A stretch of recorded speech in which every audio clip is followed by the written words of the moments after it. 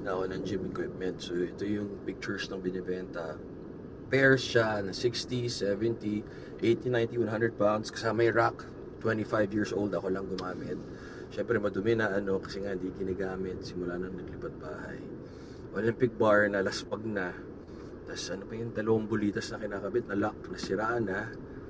And then dalawang plates na 45, tsaka dalawang plates na 35. Branded siya, matibay siya. Ngayon kung hindi naman worth it yung bibili at hindi rin kayo pipick up, okay lang na nandala lang siya naka-display na lang, remembrance na sa akin. Ano lang siya, para lang may magandang puntahan, makatulong. Hindi ko siya pinipresyo ng malaki. Ano lang, pambili lang ng pangkain lang. Ganun lang. Pero hindi yung presyong mababa na Ang bili ko kasi doon parang 150,000 yata lahat-lahat. Yun 200, brand new. Siyempre 25 years ago yun. So yun lang. God bless. Tama kayo, mali ako na si Dr. Do wish you. Lilinisin niyo pa yun, blah blah blah.